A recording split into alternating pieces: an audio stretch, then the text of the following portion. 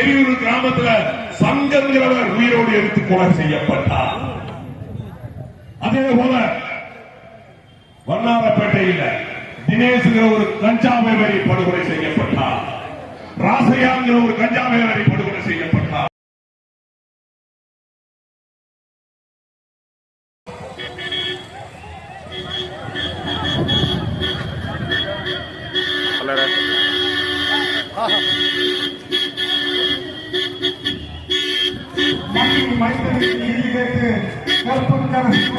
பேசி வருகிறார்.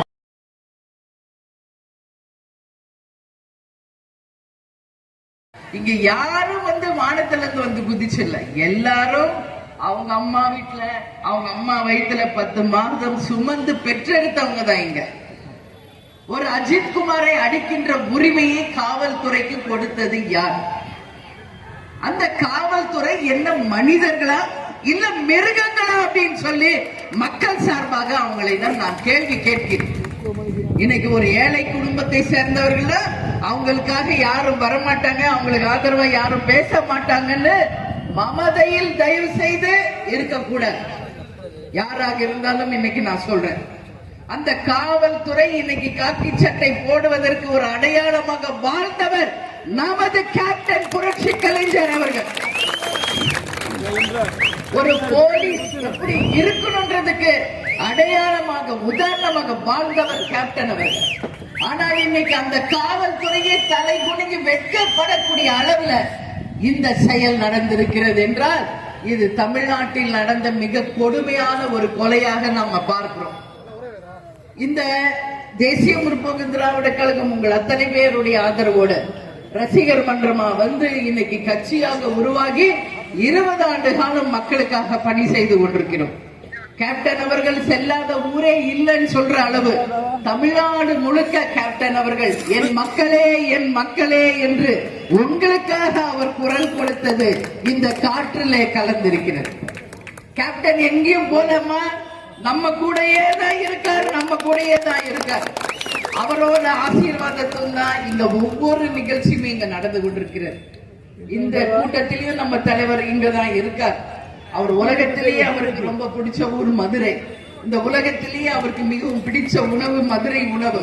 அவருக்கு இந்த உலகத்திலேயே பிடித்த மனிதர்கள் யாருன்னா மதுரையை சேர்ந்த தென் மாவட்டத்தை சேர்ந்த என் சகோதர சகோதரிகளை நீங்க தான். அதனால தலைவர் எங்கும் போல நம்ம கூட தான் இருக்கார், நம்மளை வழி நடத்தி கொண்டு இருக்கிறார் என்பதை மட்டும் உங்ககிட்ட உறுதியா சொல்றேன். அந்த நம்பிக்கை தான் என்னை இன்னைக்கு வழி நடத்தி கொண்டு இருக்கிறது. இங்க இவ்வளவு பெண்கள் இருக்கீங்க. இது என்ன பூமி? மடப்புறம் காளியம்மனுடைய பூமி இது. என் கண்களிலே நீங்கள் எல்லாம் காளியின் அவதாரங்களாக, சக்தியின் அவதாரங்களாக தான் என் கண்ணில் தெரியுறீங்க. அந்த மடப்புறம் காளியம்மன் கோவில், இங்க சிவபெருமான் கோயில் எவ்வளவு விசேஷம்னு உலகத்துக்கு தெரியும். அங்க ஒரு தனியாருடைய செக்யூரிட்டி பியூரோல வேலை செஞ்சவர் தான் அஜித் குமார். அவர் என்ன தப்பு பண்ணாரு? யார் அந்த நிகிதான்ற பேட்டியார்? இன்னைக்கு அஜித் குமாரை புடிச்சு அடிச்சு கொள்றீங்களே, அந்த கம்ப்ளைண்ட் பண்ண அந்த பெண்ணை யாராவது இதுவரைக்கும் என்கொயரி பண்ணீங்களா?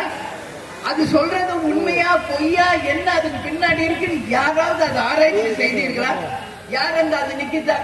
அவங்க அம்மாவை கூட்டு வந்தாங்களா? கார் பார்க் பண்ண சொன்னாங்களா? கார்ல நகை இருந்துச்சுன்னா அதுக்காக விசாரணை என்று கூட்டு போய் அடிச்சு போனா எந்த வகையில நியாயம்? அந்த அம்மாவும் இன்னைக்கு 10 மாசம் சுமந்து தானே அந்த குழந்தைங்களை பெற்று எடுத்திருக்காங்க. கணவர் இல்லாமல் அந்த 2 பையனை வளர்க்க அந்த அம்மா எவ்வளவு கஷ்டப்பட்டாங்க அப்படின்னு இங்க இருக்கிற ஒவ்வொரு தாய்க்குலத்துக்கும் நானும் ஒரு அம்மா, நீங்களும் ஒரு அம்மா. அந்த அம்மாவின் வலி அந்த பெண்களுக்கு, அம்மாக்களுக்கு தான் அது தெரியும். அதை விட்டுட்டு இன்னைக்கு விசாரணை என்ற பேர்ல அந்த பையனை அடிச்சு கொல்றீங்கன்னா உங்களுக்கு யார் அந்த உரிமையை கொடுத்தாங்க? இன்னைக்கு மாதா பிதா குரு தெய்வம் அப்படின்னு நம்ம சொல்றோம். ஒரு குழந்தைய 10 மாசம் பெற்று வளர்த்த அந்த அம்மாக்கு தான் அந்த குழந்தைய அடிக்கிற முதல் உரிமை. கண்டிப்பாங்க, அரவணைப்பாங்க. அந்த குழந்தைக்கு என்ன வேணுமோ அந்த அம்மா செய்வாங்க. அடுத்தது அப்பா, அதுக்கு அடுத்தது யாருக்கு அடிக்கிற உரிமை? ஆசிரியர்களுக்கு மட்டும்தான். சரியா படிக்கலைன்னா அந்த குழந்தையை நல்வழிப்படுத்த ஆசிரியர்கள் தான். அதுக்கு அடுத்து அந்த மிகப்பெரிய பொறுப்பை இன்னைக்கு அரசாங்கம் யார் கையில கொடுத்திருக்கு? காவல்துறை கையில கொடுத்திருக்கு. ஆனா காவல்துறை இன்னைக்கு என்ன பண்ணிட்டு இருக்காங்க? காவல்துறையா இது? காவு வாங்கும் துறையாக, மக்களை வஞ்சிக்கும் துறையாக, மக்களை ஏமாற்றும் ஒரு துறையாக, லஞ்சம் ஊழலுக்கு அடிப்பட்ட ஒரு துறையாக இன்னைக்கு மாறி இருக்கிறது. காவல்துறையினரே உங்களை கேட்டுக்கொள்கிறேன், விசாரணைக்கென்று அழைத்து சென்றால் விசாரணை மட்டும்தான் செய்யணும். அவர்களை அடிப்பவோ துன்புறுத்தவோ எதுவுமே நிரூபிக்க முடியாத போது எப்படி அந்த பையனை நீங்க அடிச்சு கொள்றீங்க? யார் உங்களுக்கு அந்த உரிமையை கொடுத்தாங்க? உங்க எல்லாத்தையும் கேட்டுக்கிறேன், இந்த கூட்டம் ஏதோ இன்னைக்கு கூடணும், அஜித் குமாருக்காக ஒரு போராட்டத்தை நடத்தணும் போகணும்ன்றது இல்ல. நீங்க இன்னைக்கு கண்துடைப்பு நாடகமாக கைது செய்து இன்னைக்கு அந்த 5 காவலர்களை வச்சிருக்கீங்க. ஆனா இன்னைக்கு வரைக்கும் அவங்க மேல எந்த ஒரு எஃப்ஐஆர் கூட போடல என்ற செய்தி வரும் பொழுது உண்மையிலேயே மனசு கஷ்டமா இருக்கு. ஆனா நீதி அரசர்களை நான் தலை வணங்குகிறேன். நீதி அரசர்கள் இதை கையில எடுத்து உண்மை நிலையை வெளியே கொண்டு வர இன்னைக்கு நீதி அரசர்களே வந்து என்கொயரி பண்ணிட்டு இருக்காங்க. இந்த வழக்கை சிபிஐக்கு மாற்ற வேண்டும், அப்பொழுதுதான் நியாயம் கிடைக்கும் என்பதற்காக சிபிஐக்கு இந்த வழக்கை மாற்றி உண்மை நிலை வெளியே தெரியணும். அந்த பையன் சும்மாவே திருடிட்டாங்கிறீங்களே, இப்படியேதான் நடந்துச்சு. மதுரையில் என்ன நடந்தது? கண்ணகி கோவலன் வாழ்க்கையை கொஞ்சம் யோசிச்சு பாருங்க. அந்த அம்மா கண்ணகி கற்புக்கரசி, அவருடைய கணவர் அந்த கால் சலங்கை திருடிட்டாருன்னு சொல்லி பாண்டிய மன்னர் அவரை தூக்கிலிட இந்த மதுரையவே எரித்தால் அந்த கற்புக்கரசி கண்ணகி அவர்கள் விசாரணை என்ற பெயரிலே அழைத்து சென்று கொலை செய்து படுபாதக செயலில் ஈடுபடுவர்கள் யாராக இருந்தாலும் நிச்சயமாக நமக்கு மேல கடவுள்னு ஒருத்தர் இருக்கார். அந்த தண்டனை நிச்சயம் கிடைக்கும். அதனால நீங்க வெறுமனே கூட்டு போய் ஒரு 5 பேரை ஜெயில வச்சுட்டு ஜாமீன்ல வெளியே விட்டுறலான்னு மட்டும் நினைக்காதீங்க. இங்க கண்ணகியாக மடப்புறம் காளியாக நிச்சயமாக நீதி அரசர்கள் முன்னாடி அந்த கொலை குற்றவாளிகள் தண்டிக்கப்பட்டே தீர வேண்டும் என்று இந்த கண்டன ஆர்ப்பாட்டத்திலே நிச்சயமாக மக்கள் சார்பாக நாங்கள் பதிய வைக்கிறோம். இன்னைக்கு அந்த பையன் மிளகா பொடி போட்டு உடம்பு ஃபுல்லா காயம் பட்டு மொத்தம் 45 இடங்களிலே காயம், உள்காயம், வெளிகாயம், எலும்பு முறிவு, லங்ஸ், பிரெயின், ஹார்ட்ல எல்லாம் ரத்த கசிவு ஏற்பட்டு ஆட்டோல ஏற்றும் போதே இறந்து போயிட்டான். ஆனா மக்களை ஏமாற்ற ஆட்டோவில ஏத்தி ஹாஸ்பிட்டல் கூட்டு போற மாதிரி கூட்டு போய் கேப்டன் பட ரமணா பாத்தீங்களா, செத்தவங்களுக்கு ட்ரீட்மெண்ட் பண்ற மாதிரி செத்த பையனை ஆட்டோவில ஏற்றி கொண்டு போய் ட்ரீட்மெண்ட் கொடுக்கிறேன்னு ஏமாற்றி இந்த காவல்துறை நிச்சயமாக தூக்கிலிடப்பட வேண்டும். அந்த கயவர்களை, அந்த கயவர்கள் தூக்கிலிடப்பட வேண்டும். மனித உயிரை பறிக்கின்ற அந்த வேலை யார் உங்களுக்கு கொடுத்தா? கையில ஒரு லட்டி பிரவுன் ட்ரெஸ் போட்ட நீங்க என்ன தேவ தூதர்களா? நீங்க கிடையாது. நீங்களும் ஒரு மனிதர், சக மனிதர். ஒரு ஆடு கோழிய வெட்டினாலே நம்ம எவ்வளவு ஃபீல் பண்றோம், ஒரு சின்ன ஆக்சிடென்ட் ஆயிட்டா எவ்வளவு ஃபீல் பண்றோம்.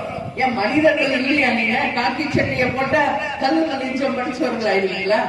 அந்த பையன் கத்துறான், கதறான், ஒரு எவிடன்ஸ் கூட வரக்கூடாதுன்னு நீங்க பிளான் பண்ணி கோயில் பேக் சைட்ல வச்சு அடிச்சீங்களே. ஆனா கடவுள் இருக்காருன்னு சொல்லி ஒரு இடத்துல இருந்து அந்த வீடியோ பதிவு செஞ்சு இன்னைக்கு உலகத்துக்கு காமிச்சாரு. அங்கதான் நிக்கிறாங்க நம்ம மடப்புறம் காளி அம்மா, அங்கதான் அம்மா நிக்கிறாங்க. மடப்புறம் காளி தாய் சத்தியத்தின் பக்கம் தான் இன்னைக்கு தெய்வம் நிற்கும் எப்பவும். அந்த பையன் அவ்வளவு தூரம் அழுகிறான், கத்துறான், மனசுல கொஞ்சம் கூட ஈரமே இல்லையா காவல்துறை அதிகாரிகளை? இன்னைக்கு அவங்க குடும்பத்துல 5 பேரை சேர்ந்து ஒரு 10 பொம்பளைங்களை உட்கார வச்சு எங்க குடும்பத்துக்கு என்ன அப்படின்னு இன்னைக்கு லேடிஸ விட்டு அது ஒரு சீன் கிரியேட் பண்றாங்க அரசு. பிள்ளையும் கிள்ளி விடுறது இவங்கதான், தொட்டில ஆட்ட விடுறதும் இவங்கதான். இப்ப இன்னைக்கு உங்க ஹஸ்பண்ட் யாரும் இறக்கலையே, இன்னைக்கு காவல்துறை அதிகாரிகளுடைய குடும்பங்கள் இன்னைக்கு வந்து நீலி கண்ணி வடிக்கிறாங்க ரோட்ல உட்கார்ந்து. ஏன் அவங்களை அடிச்சு கொண்டு பண்ணும்போது உங்களுக்கு மனசாட்சி இல்லையா? நீங்களும் தானே ஒரு குழந்தைகளை பெற்றெடுத்த தாய் தானே நீங்க. அப்போ நீதி கிடைக்கணும் என்றால் அனைவரும் ஒன்று சேரணும். கேப்டன் அடிக்கடி சொல்வார், தப்பு பண்ணா தண்டனை அனுபவித்தே தீரணும், உப்பு தின்னா தண்ணி குடிச்சே ஆகணும். எனவே இந்த காவல்துறை அதிகாரிகள் வெறும் எஃப்ஐஆரோ வெறும் கண் துடைப்புக்காக ஜெயில இருக்கிறதோ யாரும் ஏத்துக்க முடியாது. நிச்சயமாக சிபிஐயும் நீதி அரசர்களும் கண்டுபிடிச்சு என்ன ஆக்சுவல் அங்கு நடந்தது என்பதை மக்களுக்கும் வெளி உலகத்திற்கும் கொண்டு வந்து சேர்க்கணும். உண்மையில் அந்த பையனை யார் அடிச்சு கொன்னாங்களோ அவர்களையும் எப்படி அந்த பையனை அவங்க அடிச்சாங்களோ அதே பாணியில அதே லட்டில அதே மாதிரி அடிச்சு அதே மாதிரி உடம்பு முழுக்க காயங்களை ஏற்படுத்தி அதே மிளகா பொடியை எடுத்து எல்லா இடத்துல அவங்க எங்கெல்லாம் வாயில கண்ணில மூக்குல வாயில எங்கெல்லாம் போட்டாங்களோ அதே மாதிரி போட்டு இனி வருங்காலத்தில் ஒரு காவல்துறை கூட யாரையும் இது மாதிரி வஞ்சிக்காத நிலைமை அந்த தீர்ப்பு இருக்கணும் சொல்லி நீதி அரசர்களை இந்த மதுரையில இந்த தென் பூமியில இருந்து நான் கேட்டுக்கொள்கிறேன்.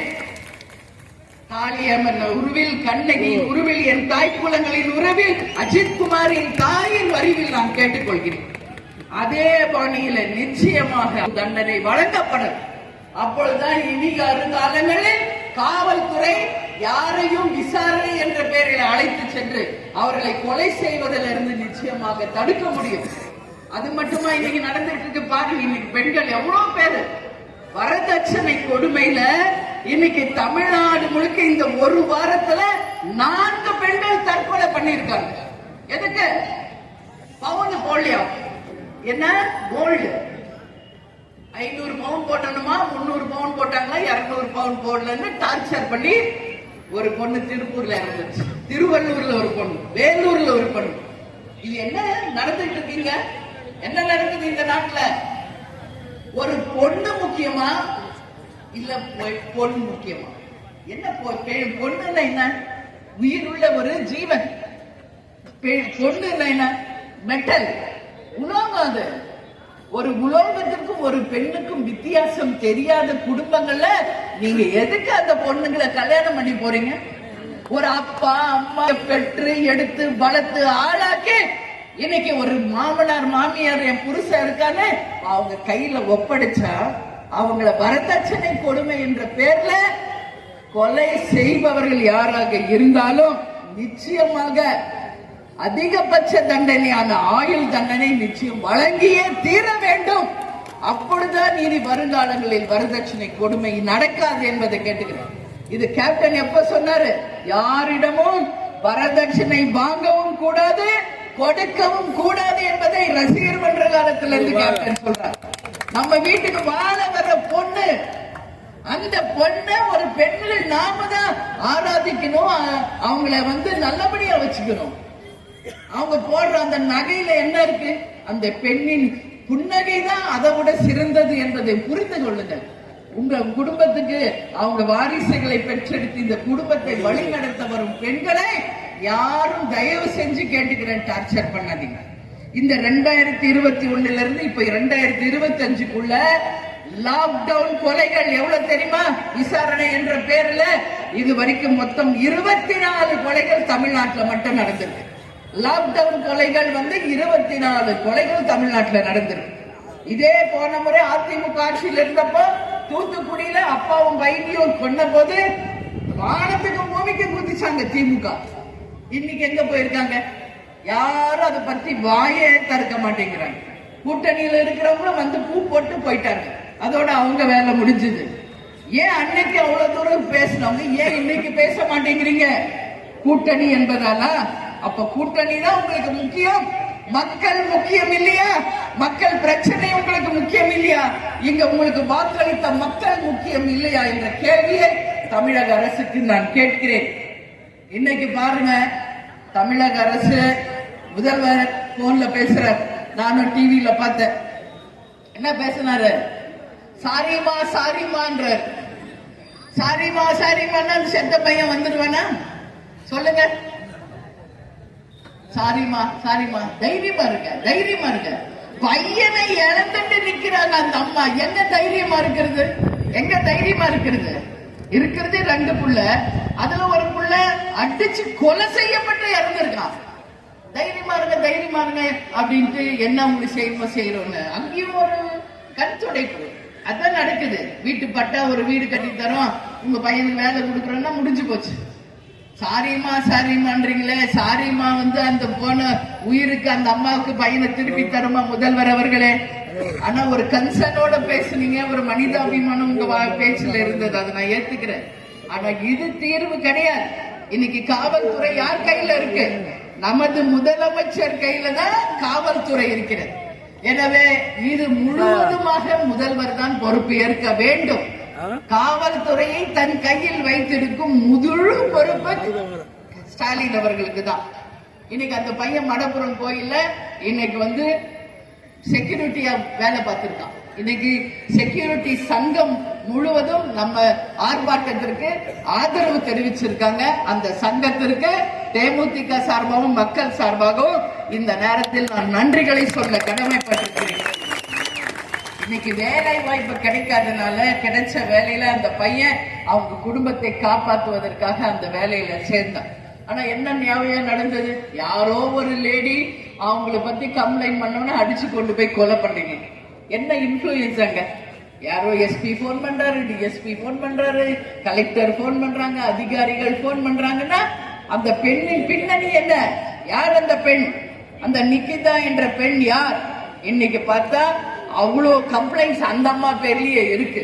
எனவே காவல்துறையும் நீதி அரசர்களையும் இங்க நான் கேட்டுக்கிறேன், முதலில் நீங்கள் விசாரிக்க வேண்டிய நபர் அந்த நிக்கிதா என்கின்ற பெண் தான் என்பதை இந்த நேரத்தில் நான் சொல்றேன். எதையோ சொல்லி அந்த அம்மா தப்பிச்சுட்டு போக முடியாது. அவங்க தானே கம்ப்ளைண்ட் பண்ணாங்க, அவங்கள கூப்பிட்டு விசாரிங்க. எங்க நீ நகை வச்ச, யார் திருடினா, எதுக்காக நீ அந்த பையன் மேல சந்தேகப்படுறீங்க என்பதை நிச்சயம் நீதி விசாரணை நடத்தணும். இன்னைக்கு எஸ்பி டிஎஸ்பில இருந்து எல்லாரையும் சஸ்பெண்ட் பண்ணிருக்காங்க. சஸ்பென்ஷன் தீர்வு கிடையாது. நிச்சயம் அந்த பையனுக்கு நியாயம் கிடைக்கணும், தீர்வு கிடைக்கணும் சொல்லி நான் கேட்டுக்கிறேன். இன்னைக்கு தமிழ்நாடு முழுக்க டாஸ்மாக் கடைகள், கள்ளச்சாராயம், போதை வஸ்துகள், கஞ்சா, மெத்தபெட்டமைன், கொக்கைன் என்று இன்னைக்கு தமிழ்நாடே போதை நாடாக மாறிக்கிட்டு இருக்கிறது. இதையெல்லாம் தடுக்க வேண்டிய அரசு வேடிக்கை பார்த்து கொண்டிருக்கிறது. போன உடனே ஒரு 2 சினிமாக்காரங்களை புடிச்சு கைது பண்ணிட்டா அப்படியே கஞ்சாவை ஒழிச்சிட்ட மாதிரி. ஏன் வேற யாருமே கஞ்சா போதையில யூஸ் பண்ணலையா, இல்ல டாஸ்மாக் யூஸ் பண்ணலையா? இன்னைக்கு ஸ்ரீகாந்த், கிருஷ்ணா அப்படின்னு 2 நடிகர்களை கைது பண்ணியிருக்காங்க. எதுக்கு? அவங்க போதை பொருளையும் எடுத்துக்கிட்டாங்க. தமிழ்நாடே இன்னைக்கு 95% குடியிலையும் கள்ளச்சாராயத்திலையும் போதையிலும் தான் இருக்காங்க. ஏன் அவங்களையெல்லாம் இந்த அரசு கைது பண்ணல? அப்போ இது திசை திருப்பும் நாடகம். யாராவது ஒரு ஃபெமிலியர் ஃபேஸ் ஒரு 2 பேர் அரெஸ்ட் பண்ணிட்டா உடனே கஞ்சாவை அடைச்சிட்டோம்னு அர்த்தமா? வாங்க, தமிழ்நாடு முழுக்க முதல்வர் அவர்களே ஒண்ணுன்னு காமிக்கிறீங்க. தமிழகமே ஓரணியில திரளவும் மட்டும் ஒத்த விரல காமிக்கீங்களே, அதே மாதிரி நீங்க தமிழ்நாடு முழுக்க போய் ஆய்வு செய்யுங்க. எங்கெல்லாம் போதை இருக்கு, எங்கெல்லாம் கலாச்சாரம் இருக்கு, எங்கெல்லாம் டாஸ்மாக் இருக்குன்றத முதல்வர் ஆய்வு செய்யணும். ஓரணியில எல்லாம் திரளும், எல்லாம் மறுபடியும் எங்களுக்கு ஓட்டு போடுங்கன்னு கேட்கிறீங்களே, அப்போ உங்கள் நோக்கம் என்ன?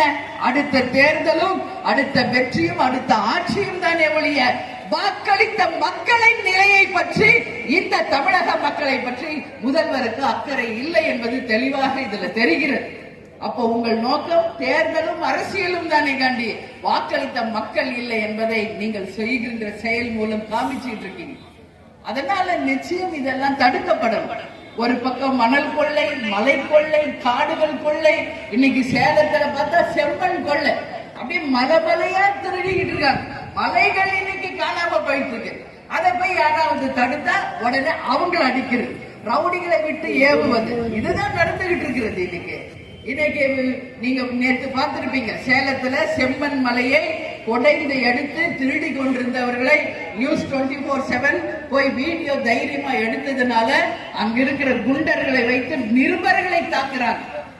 அப்போ 4 தூண்களில் ஒரு தூண் இன்னைக்கு பத்திரிகையாளர்கள். அவர்களை அடிக்கிறீங்கன்னா அந்த உரிமை யார் உங்களுக்கு கொடுத்தது? அப்ப திமுக ஆட்சிக்கு வந்தாலே அராஜகமும் ரவுடிசம் தானே. அப்ப பத்திரிகையாளர்களுக்கு பாதுகாப்பு இல்லை, வேலை பார்க்கிறவங்களுக்கு பாதுகாப்பு இல்லை, பெண்களுக்கு பாதுகாப்பு இல்லை, யாருக்கும் பாதுகாப்பு இல்லைன்னா என்ன ஆட்சி இங்க நடக்கிறது என்ற கேள்விதான் மக்கள் கேள்வியாக நான் கேட்கிறேன். பத்திரிகையாளர்களே, ஒரு பத்திரிகையாளரை அடிச்சா ஒட்டுமொத்த பத்திரிகையாளர்களும் ஒன்று சேருங்கள். எதுக்கு ஆளுங்கட்சிக்கு பயப்படுறீங்க? நாளைக்கு அவருக்கு வந்த நிலை தான் உங்களுக்கு என்பதை கொஞ்சம் புரிஞ்சுக்கங்க.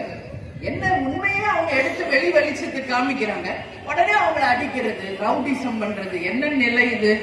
எனவே இது எல்லாமே நிச்சயம் தடுக்கப்படணும், மாறணும் என்பதுல எந்த மாற்று கருத்தும் இல்லை என்பதை கேட்டுக்கிறேன். அதனால நிச்சயம் அஜித்குமார் அவர்களுக்கு நியாயம் கிடைக்கணும்.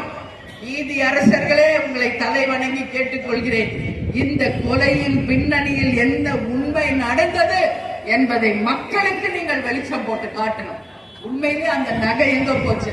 உண்மையிலேயே அந்த பையன் திருடுனா திருடலையான்னு கூட தெரியல. அப்ப எங்க போச்சு? அப்ப யாரு குற்றவாளி, யார் இன்னைக்கு தண்டிக்கப்பட்டிருக்கிறார்கள் என்ற நியாயத்தை நீதி அரசர்கள் நிச்சயமாக வெளியே கொண்டு வர வேண்டும். இனி தமிழ்நாட்டில் இது மாதிரி ஒரு நிகழ்வு எங்குமே நடக்காத வண்ணம் நிச்சயம் காக்கப்பட வேண்டும் என்பதை இந்த ஆர்ப்பாட்டத்தின் மூலமாக நான் கேட்டுக்கொள்கிறேன்.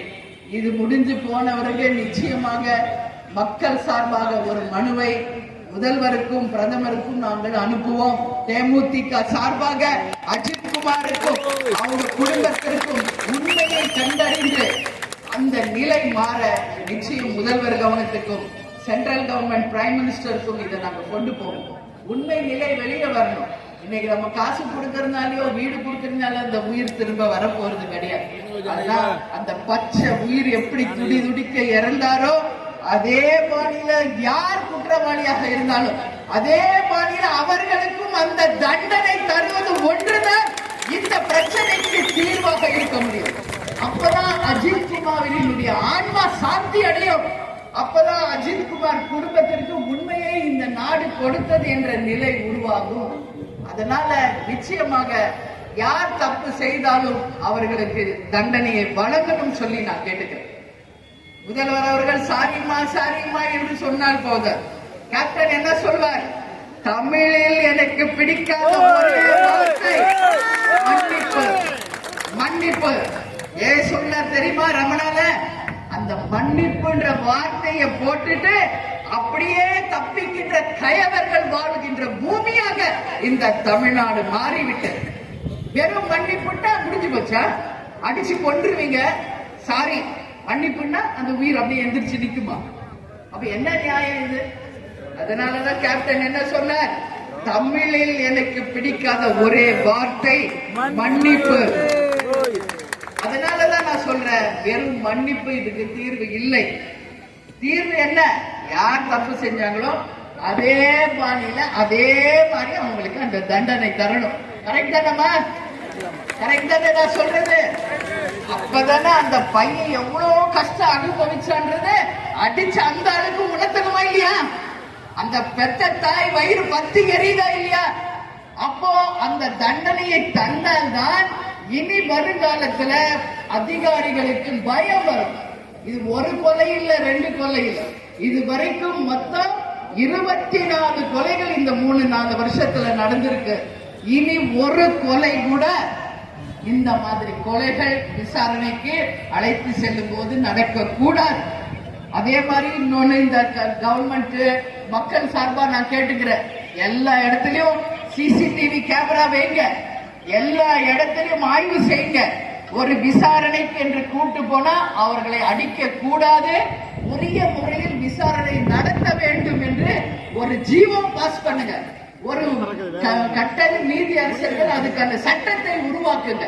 விசாரணை செய்யுங்க. முதல்ல தப்பா ரைட்டா தெரிஞ்ச பிறகு அதுக்குரிய தண்டனையை நீதிபதிகள் கொடுப்பாங்க. அரசாங்கம் எதுக்கு இருக்கு? நீதி அரசர்கள் எதுக்கு இருக்காங்க? அதனால எல்லா இடத்துலயும் சிசிடிவி கேமரா நிச்சயம் இருக்கணும். எல்லா போலீஸ் ஸ்டேஷன்லயும் விசாரணை கைதிகளை விசாரிக்கின்ற அந்த இடத்தில் நிச்சயமாக எல்லா போலீஸ் ஸ்டேஷன்லயும் சிசிடிவி கேமரா இருக்கணும். அதை முக்கியமான அதிகாரிகள் கிட்ட நேரடி தொடர்புல அந்த சிசிடிவி அந்த புட்டேஜ் போகணும். அவங்க பார்த்து செக் பண்ணும். லட்டியை முதல்ல போலீஸ் கையில இருந்து எடுங்க. லட்டியை முதல்ல போலீஸ் கையில இருந்து வாங்கினாதான் இந்த நாட்டுக்கே தீர்வு. யார் உங்களுக்கு அந்த லட்டியை கொடுக்கறது? நீங்க என்ன பெரிய இதுவா ராஜாவா? நீங்க திருப்பி அந்த லட்டியில் அடிச்சா நீங்க தாங்குவீங்களா?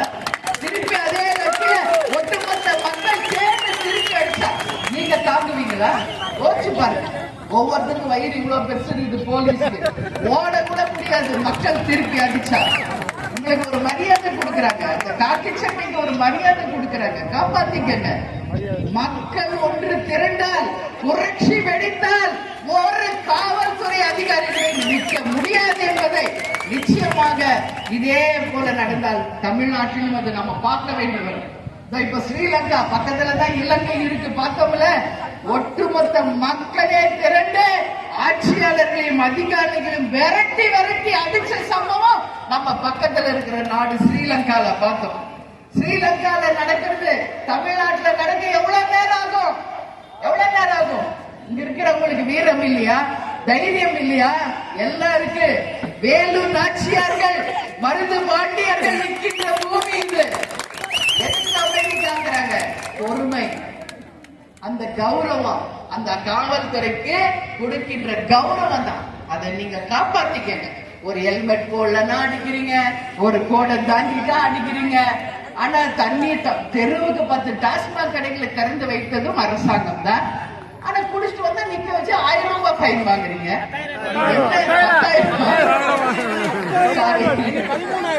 அப்படியா? 13,000 அப்படியே ரேட் ஏறினே போது. 10,000 13,000 இப்படி இவங்களே டாஸ்மாக் கடைகளையும் திறந்து வைப்பாங்க, தண்ணி அடிச்சுட்டு வந்தா ஃபைனும் போடுவாங்க. இது என்ன நியாயம்? நிச்சயமாக நீதியரசர்கள் இதுக்கெல்லாம் ஒரு தீர்வு ஏற்படுத்துங்க. இன்னைக்கு கோவில்கள் பள்ளிக்கூடங்களை விட தமிழ்நாட்டில் தெருவுக்கு 10 டாஸ்மாக் கடைகள் தான் இருக்குது என்பதை இன்னைக்கு தலை வெட்டி நான் உறுதி சொல்றேன். எல்லாம் குடிச்சு விட்டு அலைகிறாங்க இல்லமா? பாருங்க, பெண்கள் எவ்வளவு வேதனைப்படுகிறார்கள் என்பதை கொஞ்சம் பிரஸ் பீப்புள் நீங்க பார்க்கணும். எல்லா பெண்களுமே அவங்க குடும்பத்துல குடியினால பாதிக்கப்பட்டிருக்காங்க. பாதிக்கப்பட்டு இல்லை. நான் ஒரு பெண்ணின் கஷ்டம் என்னன்னு உங்க வீட்டு பெண்ணா, உங்கள் சகோதரியா, அந்த பெண்ணின் கவலை கஷ்டம் என்ன நான் 100% நானும் கேப்டன் மனைவி, 2 குழந்தைகளின் தாய் உங்களை மாதிரிதான். அதனால என்னைக்கு இந்த குடி தமிழ்நாட்டில இருந்து போதோ அன்னைக்குதான் தமிழ்நாட்டுக்கு உண்மையிலேயே விடிவு காலம். அன்னைக்குதான் விடிவு காலம், மாற்று கருத்து இல்லை. அது நாள் சீக்கிரம் வரணும்னா நம்ம கடவுளை பிரார்த்திச்சுக்கணும். எனவே தாய் குலங்களே, நீங்கள் அனைவரும் ஒன்று சேருங்கள். நல்ல ஒரு மாற்றத்தை அடுத்த தேர்தலில் கொண்டு வாங்க. ஒரு விரல் புரட்சி மூலம் புரட்சியை ஏற்படுத்துங்க. இன்னைக்கு எவ்வளவு விலைவாசி உயர்வு, இன்னைக்கு கஞ்சா போதை விற்பனை, இளைஞர்களுக்கு வேலை இல்ல, இந்த மாதிரி அராஜகங்கள் எல்லாமே நடந்துகிட்டு இருக்கு. இந்த நிலையெல்லாம் மாறணுமா வேணாமா? மாறணுமா இல்லையா? எனவே பெண்கள் நீங்கள் சேர்ந்து முடிவெடுத்தால் அதை தடுக்கின்ற சக்தி இன்னைக்கு யாருக்குமே இல்லை. வாக்கு சதவீதத்துல ஆண்களை விட பெண்கள் தான் இன்னைக்கு அதிகமா இருக்கீங்க தமிழ்நாடு முழுக்க. பெண்கள் நினைத்தால் ஒரு மாற்றத்தை, ஒரு புரட்சியை நிச்சயம் நம்மளால ஏற்படுத்த முடியும் முடியும் முடியும் அப்படின்னு சொல்லி இந்த நேரத்தில் அவங்க எல்லாரையும் பார்த்து கேட்டுக்கிறேன். ஒரு சின்ன உறுதிமொழி எடுக்கலாமா? நான் சொல்றேன், எல்லாரும் அதை திருப்பி சொல்லுங்க. நியாயம் வேண்டும், நியாயம் வேண்டும். அஜித் குமாருக்கு நியாயம் வேண்டும். நியாயம் வேண்டும், நியாயம் வேண்டும். கொலை குற்றவாளிகளை தண்டிக்க வேண்டும். காவல்துறையே இந்த அராஜக போக்கை கைவிட வேண்டும். காக்க வேண்டும். வாக்களித்த மக்களை காக்க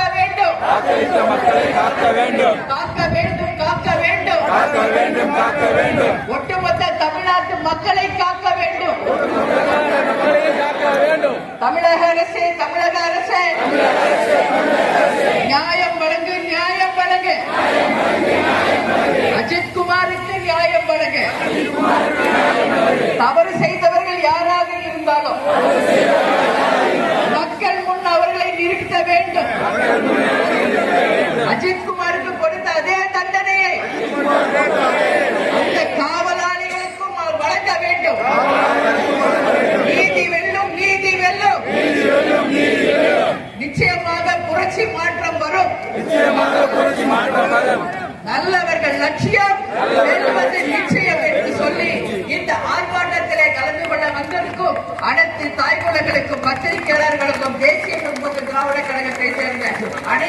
நிர்வாகிகளுக்கும் தொண்டர்களுக்கும் என்னுடைய இருக்கரம் கூப்பி நன்றிகளை தெரிவித்துக் கொண்டு உங்களிடமிருந்து விடைபெறுகிறேன். நன்றி, வணக்கம்.